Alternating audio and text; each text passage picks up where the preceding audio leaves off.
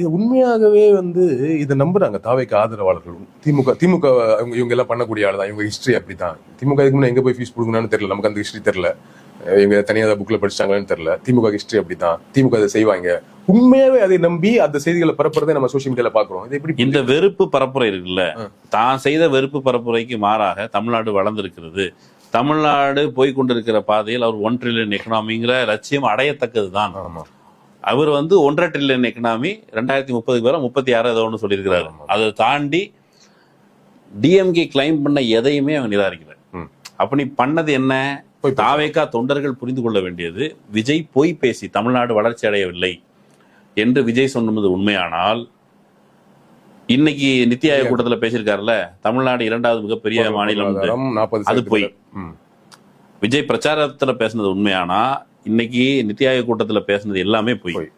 நாங்க தமிழ்நாட்டில் அதிகமான பெண்கள் தொழிற்சாலைக்கு வேலைக்கு போறாங்கன்னு சொன்னா, பிரச்சார சமயத்துல பேசின பெண்களுக்கு தமிழ்நாட்டில் பாதுகாப்பு இல்லை என்பது போய். அப்ப ஏதாவது ஒரு வருஷம் தான் உண்மையா இருக்க முடியும்.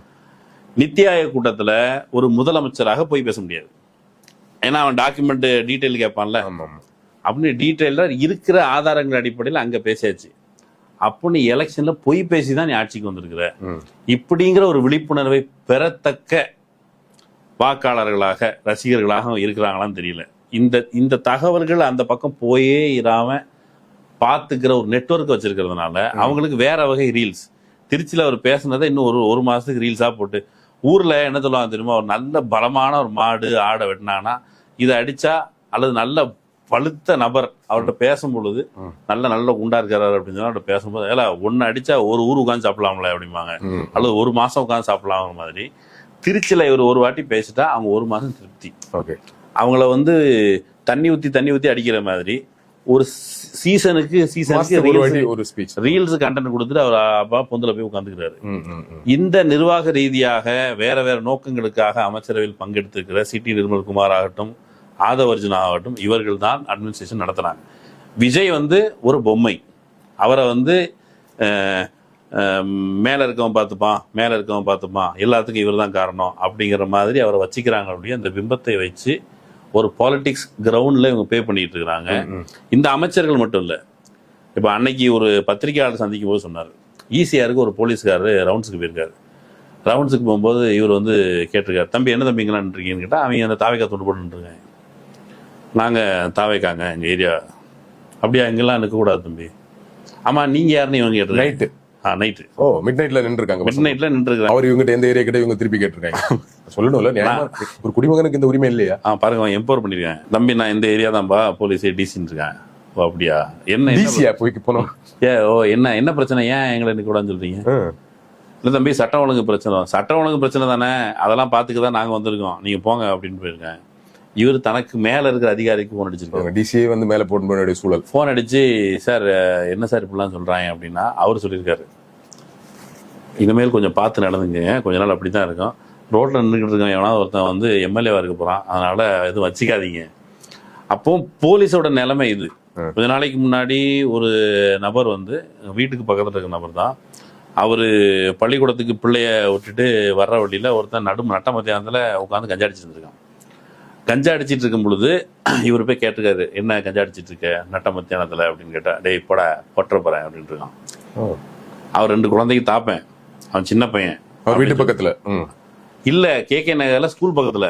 ஓகே, அப்ப ஆபீஸ்ல ஒரு பயம் வரும்ல. சொன்ன உடனே அவர் போய் போலீஸ் ஸ்டேஷன்ல கம்ப்ளைண்ட் கொடுத்துருக்காரு. போலீஸ் ஸ்டேஷன்ல கம்ப்ளைண்ட் கொடுத்தா போலீஸ் ஸ்டேஷன்ல இருந்து உங்களுக்கு இதுக்கு தேவையில்லாத வேலை அப்படின்னு சொல்லிட்டு போலீஸ் ஸ்டேஷன்ல புகார் எடுக்க மாட்டேன்னு இருக்காங்க. இல்ல நான் கொடுக்கணும்னு சொல்லிட்டு இவரு கொஞ்சம் நாம் தமிழர் கட்சி ஆதரவாளர் புகார் கொடுத்துட்டாரு. புகார் கொடுத்தா இவர் வீட்டுக்கு சேர்றதுக்குள்ள போலீஸ் ஸ்டேஷன்காரங்க போலீஸ் ஸ்டேஷன்ல இவர் வீட்டுக்கு சேர்றாரு. அந்த கஞ்சா அடிச்சிருந்தா அவன் அடிச்சிருக்கான். சாயந்தரத்துக்குள்ள போலீஸ் சாயந்தரத்துக்குள்ள நீ புகாரை வாபஸ் வாங்கல வீடு அடிப்பேன் இருக்கான்.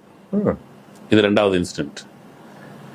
எல்லா இடத்துலையும் இவங்களை கை வச்சா, இப்ப சாதாரணர்கள் பதவியேற்றிருக்கிறார்கள் அமைச்சர். இப்போ அந்த டெமோக்ரஸியை, ஆட்சி நிர்வாகத்தை சாதாரணர்கள், எளியவர்கள், ஏழைகள் இப்படி பார்க்க முடியாது. ரிச்சு பணக்காரரு அவர் ஊழல் செய்ய மாட்டாரு, இது 2 ஊழல் செய்ய மாட்டார் அப்படின்னு பார்க்க கூடாது. பணக்காரன் திருட மாட்டான் அப்படிங்கிறதுக்கு இந்தியாவில் ஒரு அந்த அந்த கூற்றுக்கு மிகப்பெரிய எதிரான ஒரு வாதம்னு சொன்னா அது அதானி அம்பானி தான். இந்தியாவில் மிகப்பெரிய பணக்காரர்கள். அவன் திருட மாட்டானா? அதானி திருடுவான், அம்பானி திருடுறான். இவங்க 2 பேரும் இந்த நாட்டையே கொள்ளடிச்சிட்டு இருக்காங்க. மோடியின் துணையோட இந்த நாட்டையே கொள்ளடிக்கிற அதானி அம்பானி தான் இந்தியாவிலே மிகப்பெரிய பணக்காரர். விஜய் வந்து அதானியோட பெரிய பணக்காரரா? இல்ல. அப்போ பணக்காரன் திருட மாட்டாங்கிறது பொய். ஏழைகளாக இருக்கிறார்கள் என்பதற்காக அவர்கள் அமைச்சர்கள் இருக்க வேண்டும் என்பதல்ல, அவங்களுக்கு அரசியல் நிர்வாகம் தொடர்பான புரிதல் இருக்கணும். மாறா விஜய் ஆட்சி வந்தவுடனே தாங்கள் எம்பவர் செய்யப்பட்டதாக கீழே இருக்கிற நபர்கள் நினைக்கிறாங்கல்ல, அதில் நிறைய மக்களுக்கு ஒரு இன்செக்யூரிட்டி சென்ஸ் வந்து கீழே கிரவுண்டில் வந்துக்கிட்டே இருக்கு. அதை கேட்டால் கஞ்சா அடிச்சுக்கிறத பற்றி கேட்டால் விஜய் என்ன சொல்றாரு? உங்கள் ஆட்சியில் கஞ்சா அடிச்சால அதனால தான் அப்படின்னு சொல்றாரு.